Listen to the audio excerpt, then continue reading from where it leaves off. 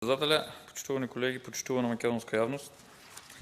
Денес повторно во второ читање разговараме за предлог на законот за задруги, од каде што при првото разгледување и напоменување на одредени аномалии кои што се состојат и ги има во ово законско решение, не се најде за сходно од страна на предлагачот да се поправат, а и предложените амандмани дел да бидат прифатени со цел подобрување на текстот на ова законско решение.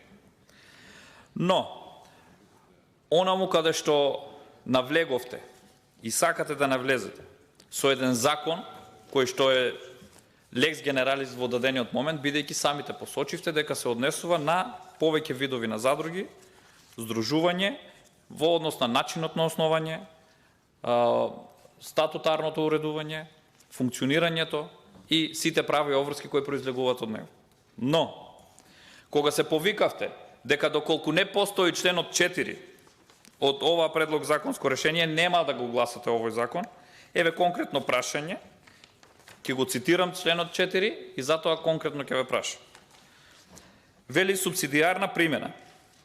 Во ставот 1 за прашањата кои не се уредени со овој закон, а се однесуваат на земјоделските задруги, соодветно се применуваат одредбите од законот за земјоделство и рурален развој. Најголем дел од времето се надмудрувавте што и како ќе се постапува по законот. Во ставот 2 за прашање кои не се уредени со овој закон, а се однесуваат на енергетските задруги, соодветно се применуваат прописите од областа на енергетиката. Сега. Во однос на субсидијарната примена се посочуваат два типа на задруги. Што со останатите, како што се стамбена, градежна, младинска, занаетчиска задруга, бидејќи, цитирам, во членот 2 вели, задругата е здружение на физички или на правни лица кои доброволно се здружуваат заради остварување на економски, социјални, културни и други интереси заеднички, поседувано и демократски управувано. Според дејноста, видот на задруга може да биде земјоделска, стамбена, работничка, занаетчиска, младинска, градежна, енергетска и други видови на задруги. Конкретно, само за овие два типа на задруги, односно за земјоделска и енергетска, во членот 4 е опфатена субсидијарна примена. Што со останатите? Врз основа на кој лекс специјалис закон ќе се одредува стамбена задруга, младинска задруга, градежна, занаетчиска, кои ќе бидат целите таму? На кој начин ќе се остварат правата и уврските на овие здружени, мислам на овие задруги кои што ќе ги формираат? Бидејќи доколку за овие имаме субсидијарна надлежност од други закони кои што во одреден дел се лекс специјалис за конкретна област, како ќе се регулираат правата и уврските на другите овие задруги?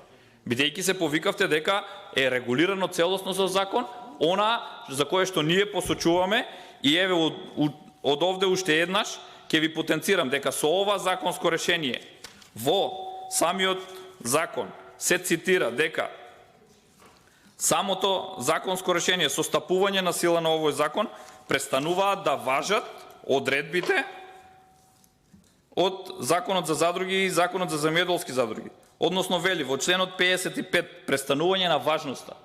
Да не ги манипулираме термините, правните термини кои што се употребуваат. Да, им се дава можност да се пререгистрираат, но постојното позитивно законско решение кое што е лекс специјалис за Законот за задруги, за земјоделски задруги, престанува да важи.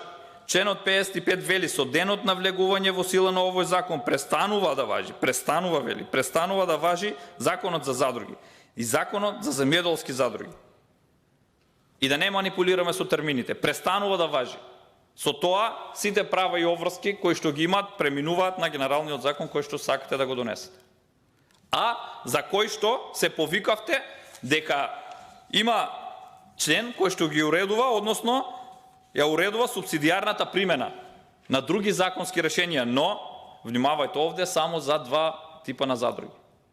На земјоделската задруга и енергетската задруга, кое што впрочем е и фокус на ово законско решение, бидејќи знаеме дека фокусот на ова законско решение е токму регулирање на енергетските задруги, за да можат и земјоделските површини и се да станат плантажи со фотоволтаични централи и за понатаму да може полесно да ги регулираат. Тоа потврдува дека со ова законско решение дефинитивно се укинува законот за земјоделски задруги и да не манипулираме понатаму со земјоделците. Друго е прашањето дали и колку права би оствариле или би им се скратиле врз основа на укинување и престанување на актуелниот закон со кој што се регулирани.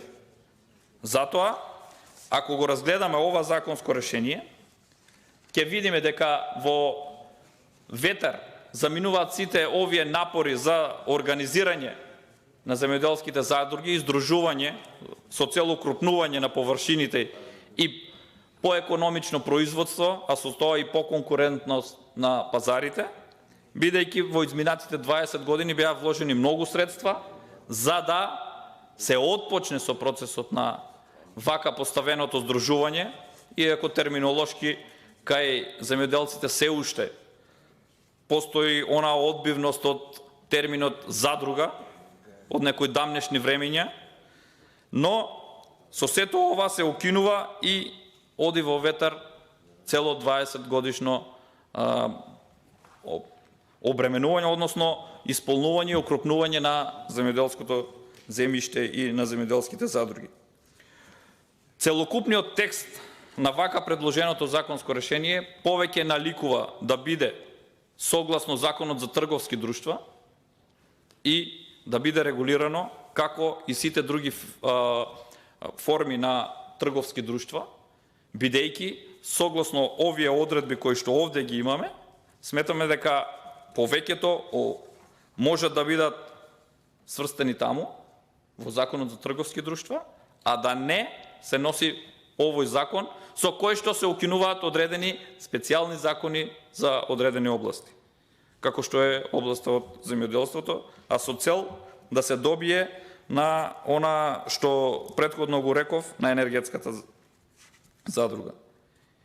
Бидејќи во самите поими кои што се уредуваат како удел во задруга е севкупност на права и обврски кои што задругарот ги стекнува врз основа на влогот во основната главнина во задругата, при што секој задругар има еден удел кој не може да биде представен во хартија од вредност. И сега правиме дистинкција овде со акционерските друштва или другите видови на трговски друштва, со тоа што не може да биде представено во хартија од вредност. Потенцирам, повеќето одредби кои што се содржани овде се во насока на тоа да истите бидат третирани согласно законот за трговски друштва, бидејќи сите други одредби, еве и одговорност во задругата, вели задругата одговара за своите обврски со целиот имот, а членовите се одговорни во висината на вредноста на нивните удели во задругата. Тоа е еден вид на друштво со ограничена одговорност основано од едно лице или друштво со ограничена одговорност, каде што одговараат само со имотот на правните лица. И затоа и членувањето кое што не до крај ги оредува правата и обврските на самите членови, односно членството во задругата е доброволно и слободно за сите кои ќе уплатат влог согласно членот 23 од овој закон. Повторно потенцирам еден вид на акции, но се стават одредени мали корекции за да имаме некоја дистинкција со друштвата кои што се организирани согласно законот за трговски друштва, а со цел да се вметнат повеќе области, бидејќи самите напоменавте дека целта е во однос на тоа да се здружуваат и во енергетскиот сектор, бидејќи фокусот е токму таму. Една од причините за кое што ова го зборувам всушност и пренесување на самиот влог, бидејќи тоа е еден вид на правно лице, членот може својот влог во задругата да го пренесе на други лица. Можеби ќе може да бидат ставени на берза, како што можат да се стават одредени трговски друштва во однос на берзанското работење. И во однос на добивката и начинот на незината распределба, сите овие одредби наликуваат токму на трговските друштва, основани согласно законот за трговски друштва. Вели, распределбата на добивката на задругата помеѓу членовите на задругата се врши сразмерно на висината на уделот, обемот и нивното работење преку задругата и на други начини утврдени со статутот на задругата. Сега, уште еднаш ви потенцирав.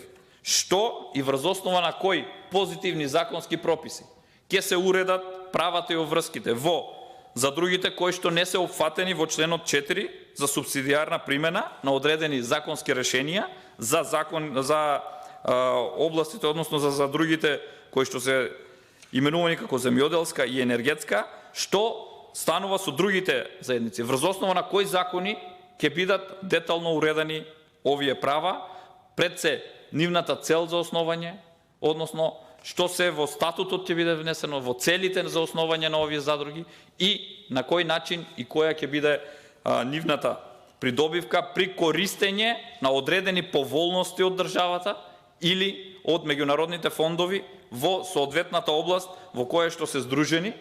Всушност и целта на ова задругарство е здружување со цел по лесно пристапување како окрупнување на одредени области и одредени дејности за да можат истите да истапат на пазарот, а секако и да можат да користат одредени поволности кои што им се нудат и од страна на државата и од меѓународните фондови.